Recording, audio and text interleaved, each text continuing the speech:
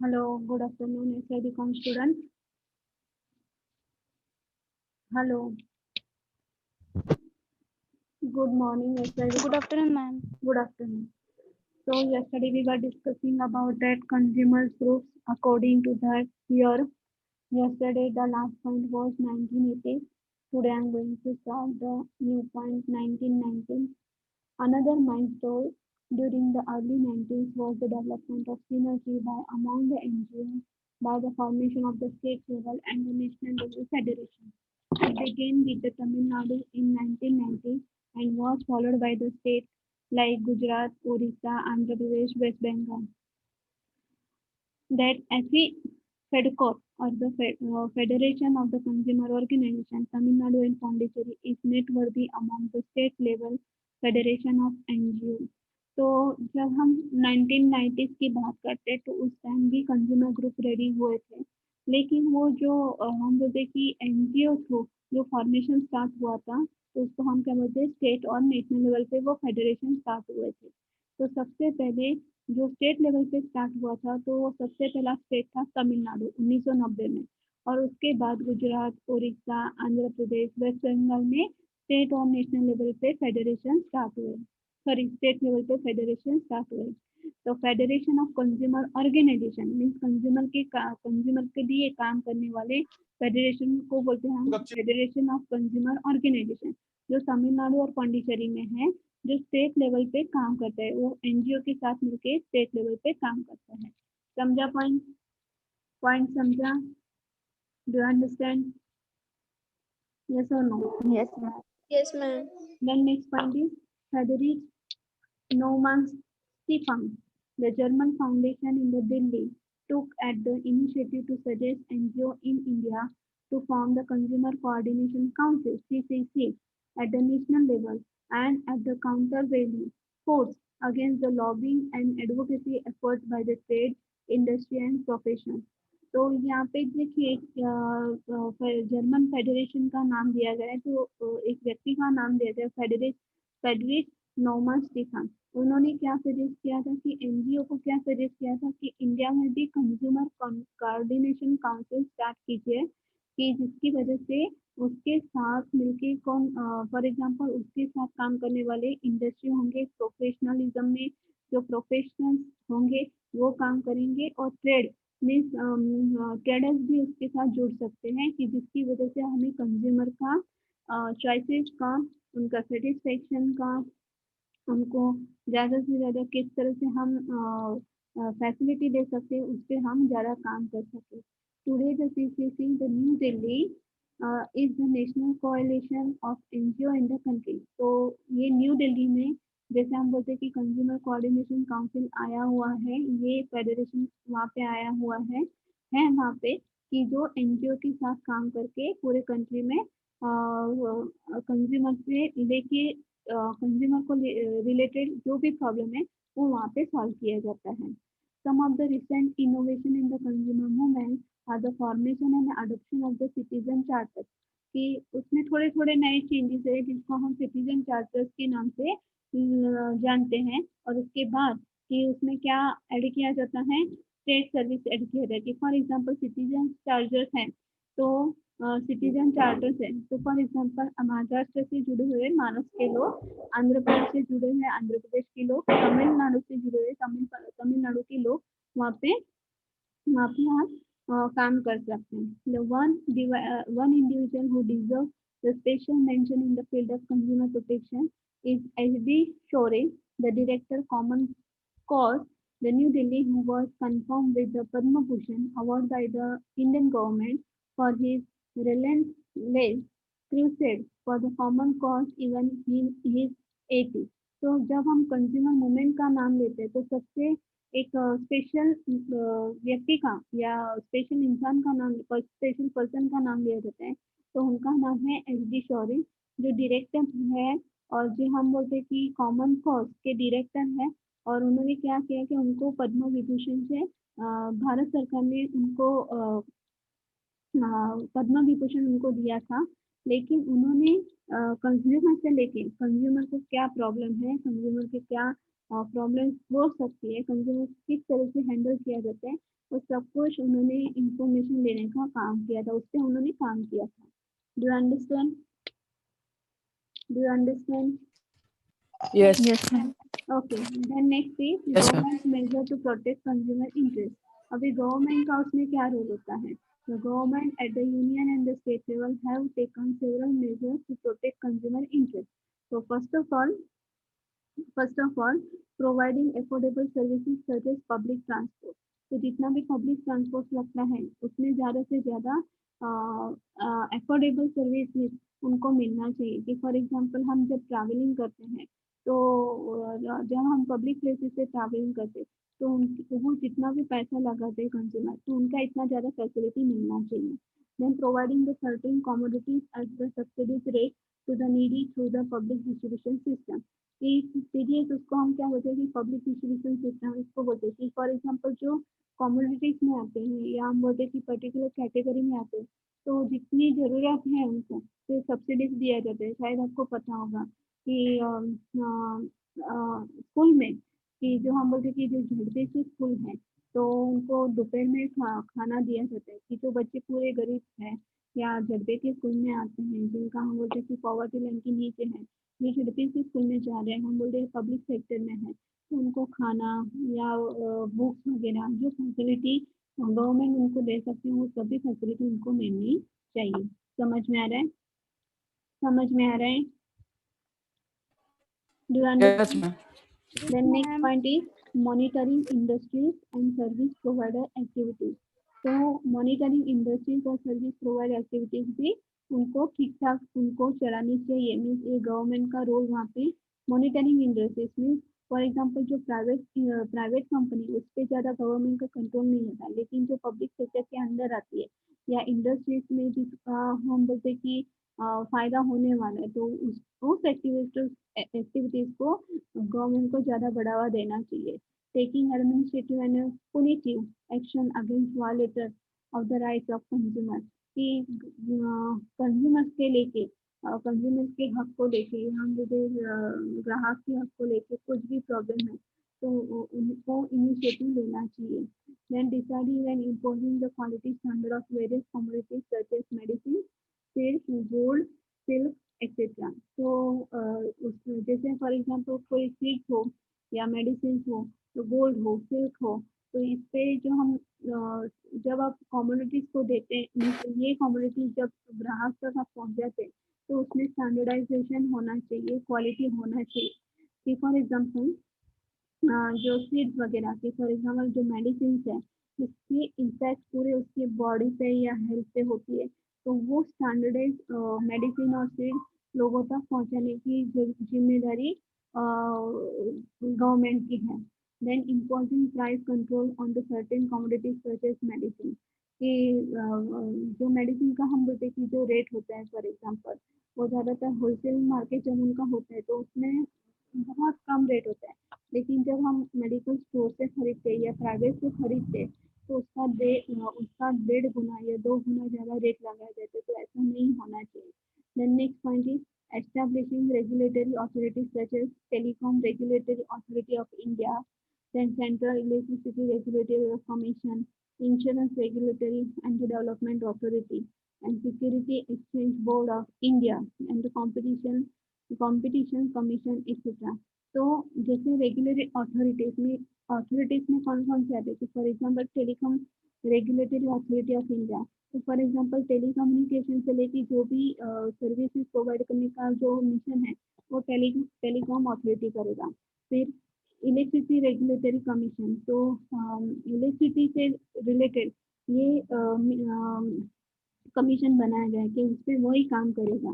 Then insurance regulatory and development authority कि for example हम बोलते हैं कि ह्यूमन बीइंग के लिए वो इंश्योरेंस की फॉर एग्जांपल बहुत सारी हम इंश्योरेंस की एड देखते हैं टीवी पे तो वो लाइफ के साथ भी और लाइफ के बाद भी तो वो जो अथॉरिटीज है वो उनकी जो ह्यूमन एक्टिविटी से रिलेटेड है तो उनको प्रोटेक्ट करने के लिए ये एक्टिविटी बनाई गई, ये कमीशन बनाया गया. Then security and exchange board of India कि फॉर एग्जांपल हर एक जो हम बोलते हैं कि कंज्यूमर के तौर पे हर एक जो इंडिविजुअल है कंज्यूमर के तौर पे या इंडिविजुअल की तरफ से उसका सिक्योरिटी होना चाहिए, तो उसके रिलेटेड ये कमीशन बनाया गया है। Then competition commission etcetera. तो इसकी वजह से जितना भी ह्यूमन एक्टिविटीज है, जिससे जिससे वो रिलेटेड है और सर्टेन कम्युनिटीज है, उस पर ये हम बोलते हैं कि ये कमीशन बनाया गया है। Then next point is providing consumer support such as creating awareness programs and toll-free helpline.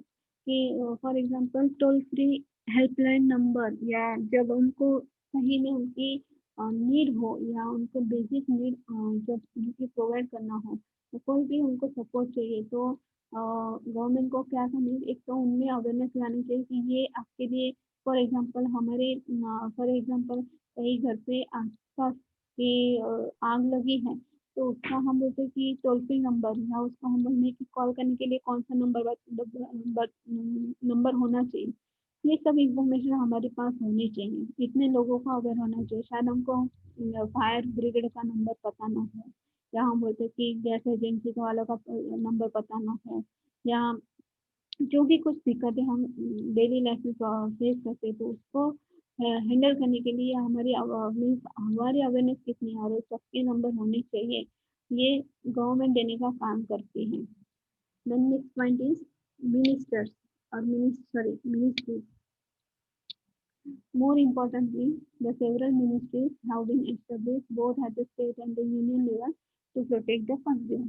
Following ministries are particularly important: the Ministry of Agriculture, Chemicals and Fertilizers, Civil Aviation, Commerce and Industry, Communication and Information Technology, Consumer Affairs, Food and Public Distribution, Environment and Forest, Finance, Food Processing Industry, Health and Family Welfare, Information and Broadcasting, Petroleum and Natural Gas, Railway, Power, Textile, Tourism।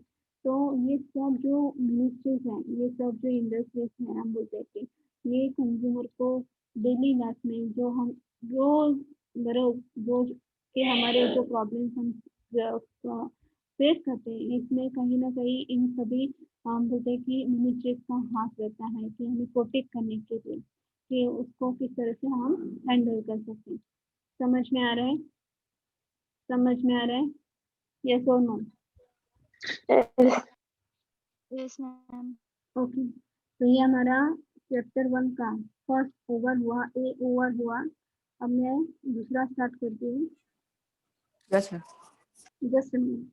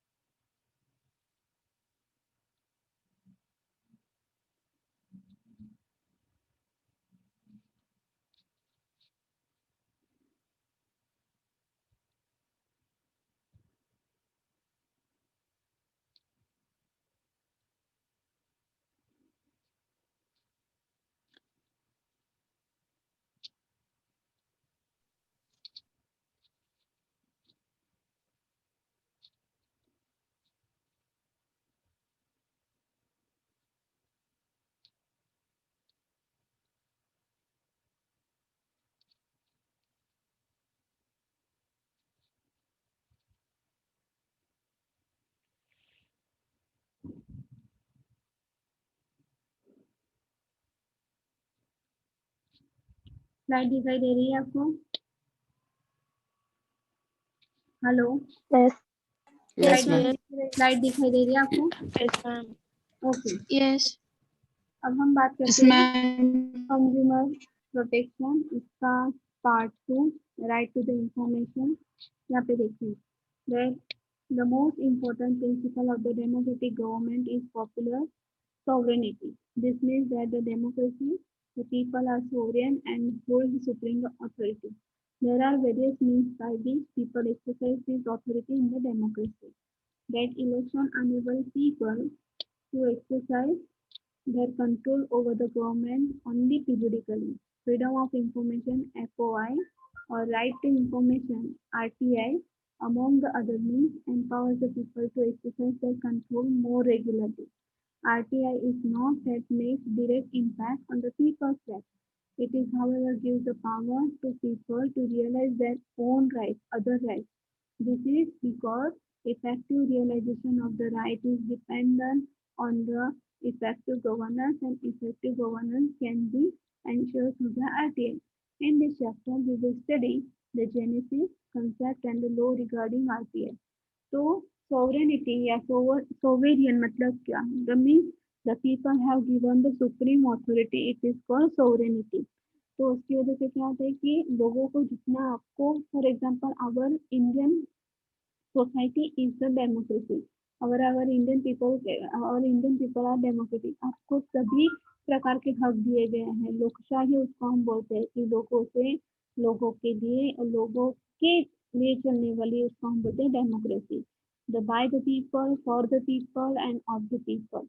Okay, तो उसको हम बोलते हैं democracy. तो इसमें क्या बताया गया है कि जितना भी आपको इंफॉर्मेशन है, freedom of information means FOI, आपको ये हक दिया गया है कि फॉर एग्जांपल आप कहीं पे भी जा रहे हो, तो फॉर एग्जांपल आपको एक गांव से दूसरे गांव जाना है, तो उसका इंफॉर्मेशन निकालने का आपको राइट दिया गया है कि फॉर एग्जांपल इसकी बस या उसके लिए वहां पे जाने वाले जो व्हीकल्स है या टाइमिंग है या उसकी इंफॉर्मेशन आपको दिया गया है कि नहीं दिया गया है?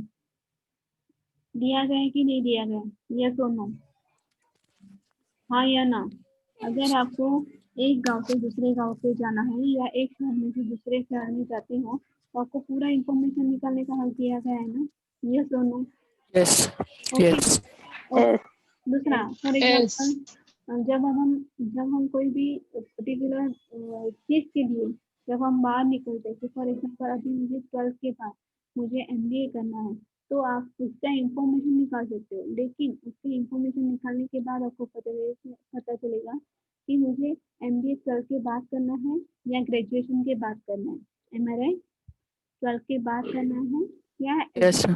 ग्रेजुएशन के बाद करना है, तो कब मुझे MBA करना है, उसका इंफॉर्मेशन आप निकाल सकते हो कि होता है कि नहीं होता है, कि क्या और रिक्वायरमेंट्स हैं, क्या उसकी नीड्स हैं, कि कितना उसके लिए एक्सपीरियंस चाहिए। तो ये सब बातें आपको निकालने की और इंफॉर्मेशन मिलने की आपको हक दिया गया है।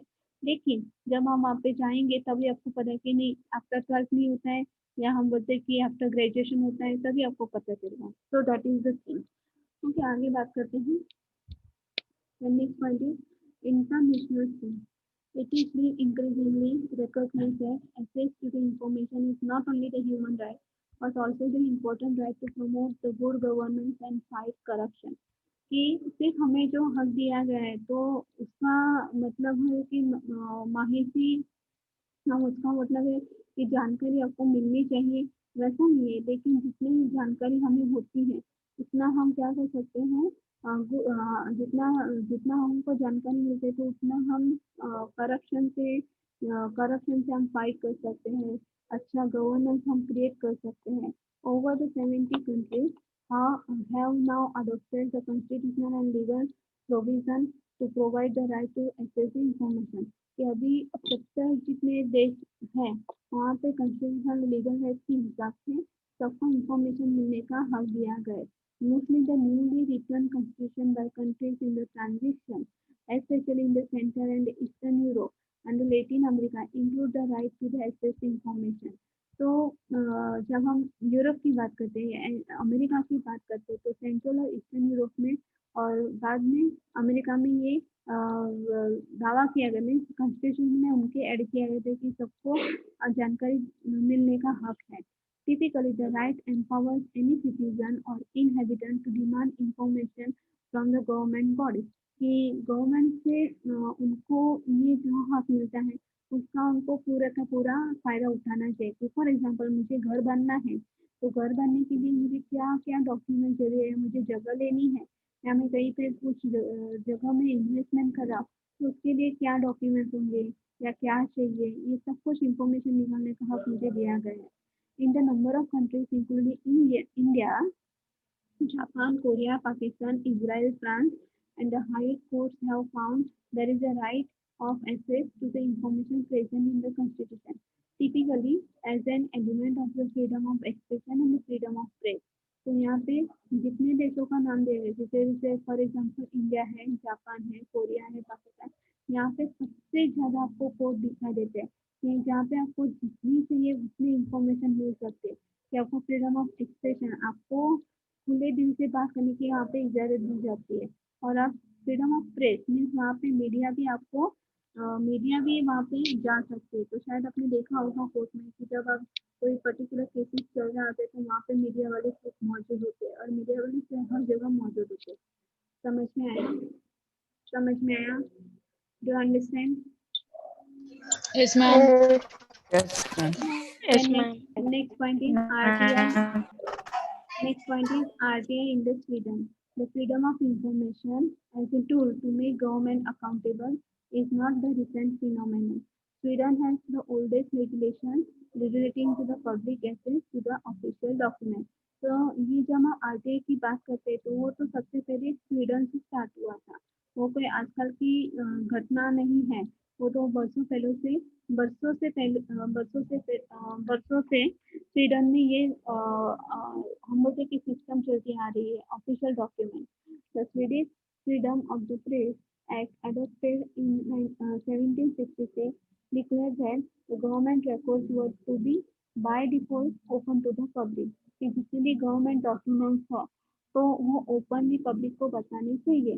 It also granted the citizen right to the demand from the government bodies documents prepared by them as well as those were received by them, and for this the Swedish citizen did not have give the reason, and the documents that were to be exempted to disclosure were defined as the Secrecy Act, and even under the Secrecy Act, the documents were secret only for the specific period of the time। तो Sweden में ये जो हम बोलते हैं कि system चालू होता है तो वहाँ पे उन्होंने क्या बताया था कि जितने भी डॉक्यूमेंट गवर्नमेंट बॉडी के थ्रू या गवर्नमेंट सेक्टर के थ्रू सिटीजन को प्रोवाइड किया जाता है तो वो पर्टिकुलरली कैसा होगा will be existed from the disclosure व डिफाइंड एज सीक्रेसी एक्ट। वो सीक्रेसी एक्ट के नाम से जाना जाएगा और जो डॉक्यूमेंट होंगे वो पर्टिकुलर टाइम के लिए ही सीक्रेट रहेंगे। समझ में आया? समझ में आया? Yes, ma'am. Yes, ma'am. Then next point is French Revolution. Sorry, French Declaration. The 1789, the French Declaration of the Right of the Man called for the access to the information about the budget to be made freely available. It stated all the citizens have a right to decide, either personally or by their representative, as to the necessity of the public contribution. To grant this savings, to know to what uses it is to put. The similar declaration adopted in the Netherlands in the 1975 stated from the section, each functionary of the public administration an account and justification on the conduct। तो यहाँ पे French declaration में कि सबसे जब हम पहले Sweden की बात की तो स्वीडन में उन्होंने क्या बताया कि जो पब्लिक डॉक्यूमेंट्स है वो ओपन होने चाहिए, वो पर्टिकुलर पीरियड के लिए सीक्रेट होने चाहिए और सीक्रेसी एक्ट के अंदर वो आने चाहिए और ये सब कुछ मिलने का हक ग्राहकों को है, सिटीजन को है। देन अभी हमें क्या बताया गया कि 1789 में फ्रेंच डिक्लेरेशन हुआ था कि राइट ऑफ द मैन, ये ऐसा कुछ सिस्टम पास हुआ था कि जिसकी वजह से all citizen have a right to decide either personally और by their representative as per necessity of the public contribution. कि पर्सनली और उनके जो रिप्रेजेंटेटिव होते हैं कि फॉर एग्जाम्पल आज वो नहीं गया तो उसके बदले कोई और गया तो सबको जितना पब्लिक कंट्रीब्यूशन होता है उतना ग्रांट फ्रीली होना चाहिए और उसमें ये पता चले कि उसका इस्तेमाल किस तरह से करना है। कि फॉर एग्जांपल नीदरलैंड में 1975 में ऐसा बताया गया था from each functionary of the public administration and account and justification on his conduct. कि जितना भी पब्लिक एडमिनिस्ट्रेशन होगा तो उसके लिए जितना भी पब्लिक एडमिनिस्ट्रेशन होगा तो उसके लिए उसकी कंडक्ट से उसको डिसाइड किया जाएगा। समझा? समझा? यस और no? Yes, ma'am. The next point is UN and other countries. However, for over the 100 years, the Sweden remained only the nation that took to transforming this principle to the legal right. It was not until the creation of the United Nations in the period following the World War II the concept of the right to information began to spread and countries began to enact comprehensive laws for access to the government and held the document and information. Article 19 of the Universal Declaration of Human Rights in 1948 called for the persons to have a right to seek and receive the information. जब हम UN United Nation और जब other country की बात करते हैं कि period the period following after period following world war two second world war होने के बाद यूनाइटेड नेशन और अदर कंट्रीज में कि Universal Declaration of Human Rights इसकी मूवमेंट शुरू हो गई थी। तो ये कब हुआ था? United Universal Declaration of Human Rights 1948 में हुआ था। तो वहाँ पे हमको बताया कि जब कंज्यूमर मूवमेंट स्टार्ट होती है कंज्यूमर को हर एक टाइप की इंफॉर्मेशन मिलने का हक देना चाहिए कि उसको जो इंफॉर्मेशन की जो इंफॉर्मेशन चाहिए वो सब इंफॉर्मेशन वो रिसीव कर सकता है। Soon after, many Nordic countries began to look at the Swedish model. Finland Finland enacted the law on the public character of official documents in the 1951। ये जो हम बोलते हैं फिनलैंड तो सबसे पहले स्वीडन में हुआ था। उसके बाद बाकी की जो कंट्रीज में उन्होंने स्वीडन को मॉडल की तरह फॉलो किया और उसके बाद फिनलैंड में ये हम बोलते हैं कि public character of official document ये 1951 में स्टार्ट हुआ। Norway and Denmark pass their information access law in the 1970। उसको लेके डेनमार्क और नॉर्वे में 1970 में पास हुआ था। In the next 30 years they were followed by the United States. The Freedom of Information Act in 1966, France and Netherlands followed in 1978, Australia and New Zealand followed in 1982, Canada in 1986, and UK's Freedom of Information Act 2000 was fully implemented in January 2005. In 1992, the World Bank released the document entitled Government governance and development. तो सबसे बाद उसके बाद क्या हुआ कि government ने क्या किया ना हर एक जगह पे एक हम बोलते कि चेंज नजर आया कि information access to the information ये जो हम बोलते कि लॉ पास हुए तो वो कुछ देशों में 1966 में पास हुआ, कुछ में 1978 में पास हुआ, 1982 में पास हुआ, कनाडा में 1983 में पास हुआ। तो जिसकी वजह से गवर्नेंस एंड डेवलपमेंट गवर्नेंस और डॉक्यूमेंट उसका वर्ल्ड बैंक ने एक डॉक्यूमेंट रिलीज किया जिसको गवर्नेंस एंड डेवलपमेंट ऐसा नाम दिया। The document has mentioned the 7 aspects of the element of the governance, one of them being transparency in the information। उन्होंने उसमें डॉक्यूमेंट में क्या बताया कि जो भी कि फॉर एग्जांपल जो भी आप मेंशन करते हैं तो जो भी इंफॉर्मेशन देने वाले हैं तो उसमें ट्रांसपेरेंसी होनी चाहिए। The bank exerted pressure on the borrower countries to bring in more transparency and accountability under its good governance project। तो बैंक ने क्या बताया कि जो बैंक ने ऐसा बताया कि जो बोरोवर है कि फॉर एग्जांपल जो इंफॉर्मेशन बताने वाले हैं तो उसमें से एक तो ट्रांसपेरेंसी लाना चाहिए और उनकी जिम्मेदारी होनी चाहिए कि गुड गवर्नेंस प्रोजेक्ट उनमें से बनना चाहिए कि फॉर एग्जांपल एक गवर्नमेंट को होने वाला है सब कुछ तो गवर्नमेंट को उतनी ट्रांसपेरेंसी लोगों के साथ बनाए रखनी चाहिए। समझा? Yes, ma'am. Yes. Over the time, FOI laws were becoming more and more common worldwide। तो फ्रीडम ऑफ इंफॉर्मेशन ये जो हम बोलते हैं कि एक्सेस टू इंफॉर्मेशन RTI ये डे बाय डे ये ज़्यादा वर्ल्ड वाइड स्प्रेड होता है। Over the 70 countries around the world have now adopted the comprehensive FOI Act to facilitate the access to the records held by the government bodies। Taking cue from this, many other countries are also making efforts to formulate the legislation in this regard। The next point is concept। RTI मतलब क्या है? It means the freedom of the people। It means the freedom of the people to have access to the government information। Hence, RTI is the political right। Scope is restricted by the fact that only government is responsible to share this information and that too of only public relevance. It implies that the citizen and the non-governmental organization should enjoy reasonably free access to all files and documents pertaining to the government operations, decision and performance. In the other words, it means openness and transparency in the functioning of the government. तो RTI का मतलब क्या होता है कि RTI का मतलब होता है राइट टू इंफॉर्मेशन। तो ये हक किसने दिया है? गवर्नमेंट ने हमको दिया है।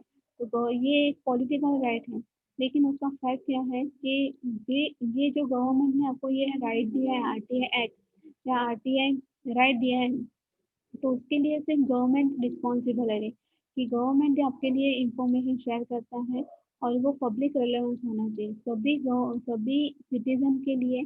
और जो नॉन गवर्नमेंटल मीन्स जो प्राइवेटाइजेशन है या प्राइवेट कंपनीज है, ये राइट का सिर्फ तो उससे रिलेटेड गवर्नमेंट डॉक्यूमेंट से रिलेटेड गवर्नमेंट ऑपरेशन से रिलेटेड उसके डिसीजन से रिलेटेड उसके परफॉर्मेंस से रिलेटेड आप उसको एंजॉय कर सकते हैं।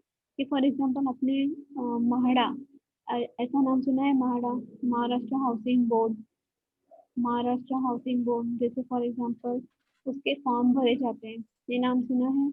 महाराष्ट्र हाउसिंग बोर्ड, म्हाडा के फॉर्म बाहर निकले या पर्टिकुलर फॉर एग्जांपल जब वैकेंसी होती है कई जगह हाँ पे मैम। कि पब्लिक सेक्टर में, तो उसकी पूरी इंफॉर्मेशन आपको दी जाती है कि फॉर एग्जांपल 2 दिन पहले आई थिंक यूपीएससी की एग्जाम या एमपीएससी की एग्जाम जिस तरह से कंडक्ट होती है, तो अभी इस साल किस तरह से होने वाली है, उसका सिलेबस क्या है या क्या फॉर एग्जांपल पूरा इंफॉर्मेशन आपको वो गवर्नमेंट से मिलता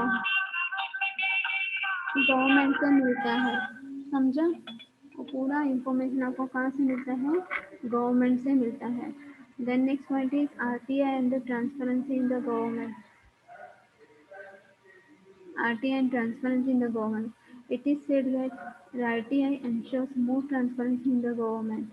The transparency means easy access information. It has two aspects. One, it envisages more and more voluntary disclosure of information on the part of government.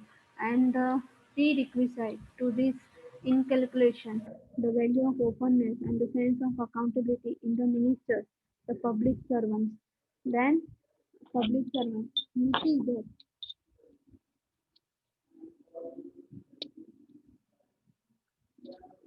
This is that some websites or government departments are very informative, whereas websites of other departments are not.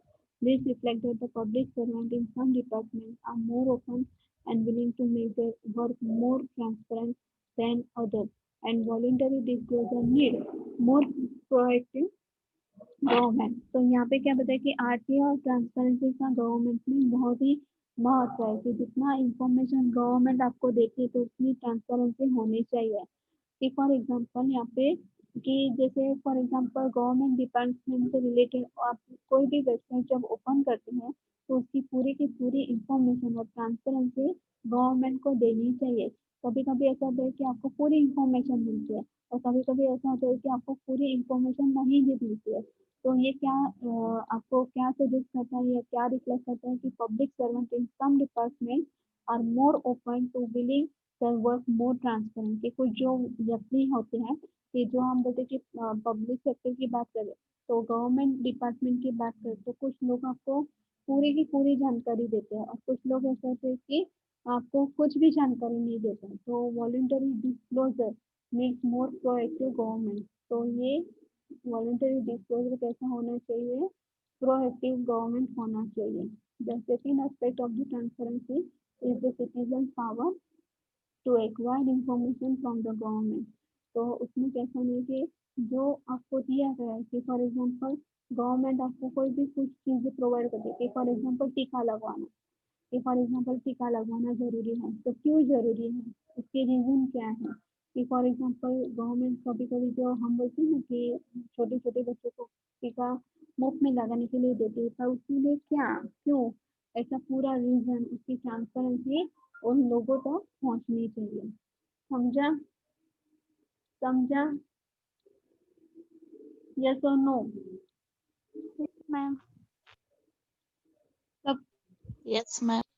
या सिर्फ Yes, ma'am. मैं अकेले अकेले बोल रही हूँ और आप सुन रहे हैं और अटेंडेंस लगाने वाले? समझा कि नहीं समझा?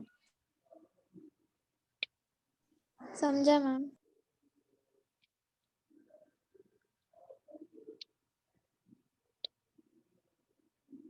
The transparency in the governance has to be institutionalized. It should not be the result of goodness and honesty of some public servants. It should be the ensured by the rule and not by the exception. तो transparency देते देते responsibility भी उसका ध्यान रखना चाहिए। उसका ध्यान यहाँ पे गवर्नमेंट को रखना चाहिए, वो भी इंस्टीट्यूशनलाइज होनी चाहिए। कि फॉर एग्जांपल जब आप रेलवे में जाते हैं तो रेलवे से जुड़ी हुई जानकारी आपको रेलवे में दी जाती है। कि फॉर एग्जांपल आप जब बैंक में जाते हैं तो बैंक से जुड़ी हुई जानकारी आपको बैंक में मिलती है। तो उसका मतलब ये होता है कि जब आपको जानकारी मिलती है तो उसकी रिस्पॉन्सिबिलिटी भी उस सर्वेंट की होती है, कि जो पब्लिक सर्वेंट है उसकी होती है कि ज़्यादा से ज़्यादा आपको इंफॉर्मेशन दे, ट्रांसपेरेंसी रखे और उसकी रिस्पॉन्सिबिलिटी उसको समझ में आए। समझा? समझा? Yes. The next Yes. point is RTI and accountability of the government. तो अभी क्या बोला है कि transparency in the governance makes the government accountable by default. Conversely, secrecy has very close relation with the corruption, nepotism, inefficiency, ineffectiveness, etc. कि जब आप transparency की बात करते हैं और गवर्नमेंट की बात करते हैं तो इस government responsibility how to expose the information कि फॉर एग्जांपल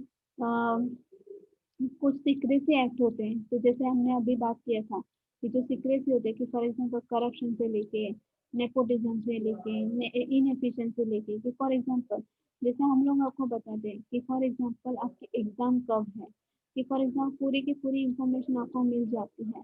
अगर इंफॉर्मेशन नहीं दिया जाएगा या फॉर एग्जांपल आप एग्जाम अपेयर कर रहे हो उसमें कॉपी किया तो आपको क्या प्रॉब्लम हो सकती है ये आपको नहीं पता है, तो फिर इंफॉर्मेशन दी जाती है ना आपको, पूरी की पूरी इंफॉर्मेशन दी जाती है ना, यस और नो? हाँ या ना? पूरी की पूरी इंफॉर्मेशन दी Yes. जाती है ना, कि अगर वो आपको ठीक से नहीं बताया कि फॉर Yes, एग्जांपल ma'am. कि आप कॉपी करेंगे तो आपको ये पनिशमेंट दिया जाएगा, ये पेनलाइजेशन होगा, कि आपके अटेंडेंस को लेकर आपको अटेंडेंस को लेकर बार बार आपको समझाते हैं फिर भी आप अवेयर नहीं हो रहे, तो आपके लिए अभी जब स्ट्रिक्ट डिसीजन लिया जाएगा those who are not attending lectures तो आपको ये इंफॉर्मेशन दी जाती है। लेकिन अगर आपको ये इंफॉर्मेशन नहीं दी गई तो आप अपने हिसाब से ही चलेंगे, आप अपने हिसाब से ही चलेंगे। ओके, तो कहने का मतलब ये है कि उतना इनइफेक्टिवनेस कि उसका क्या रिजल्ट आ सकते हैं ये गवर्नमेंट की जिम्मेदारी है बताने के लिए। For the people in democracy the accountability of government is an essential prerequisite for the enjoyment of their rights. Since the government holds enormous powers in its hands and it is necessary it holds its responsibility. For example, कि अगर कोई व्यक्ति एक देश में से दूसरे देश में जाना चाहता है तो उसके लिए उसको क्या इंफॉर्मेशन चाहिए या उसकी रिक्वायरमेंट क्या है, कि पासपोर्ट क्यों इतना जरूरी होता है, कि फॉर एग्जांपल कि वो कितने दिन तक वहाँ पे रुकने वाला है, या फॉर एग्जांपल एंटायर लाइफ के लिए जा रहे हैं, होल लाइफ के लिए जा रहे हैं या कुछ दिन एंजॉय करने के लिए जा रहे हैं, तो ये सब कुछ इंफॉर्मेशन आपको एयरपोर्ट पे या फॉर एग्जांपल जो डॉक्यूमेंट्री डिपार्टमेंट है उसको आपको बतानी पड़ती है। समझ में आ रहा है? समझ में आ रहा है? यस और no? Yes, ma'am. Then Yes, next ma'am. is power tends to corrupt. Absolute power corrupt absolutely. Great men are almost always bad men. Underscores that the importance of the restriction to be imposed on those who hold the power. The application field under the RTI Act will remind those power in the time and again that they can accountable to the people. This will have the effective control over their power. कि जो हम बोलते हैं कि जिसको आपको power जिस कुर्सी के लिए आपको पावर दिया जाता है या जो कुर्सी आपको दिए जाते हैं वो आपको पावर तो देती है लेकिन आपके लिए उससे जितना ज़्यादा रिस्ट्रिक्शन भी हो जाता है कि आपको उसको किस तरह से होल्डिंग करके रखना है। कि फॉर एग्जांपल आप अपनी कुर्सी का गलत इस्तेमाल नहीं कर सकते, कि फॉर एग्जांपल कि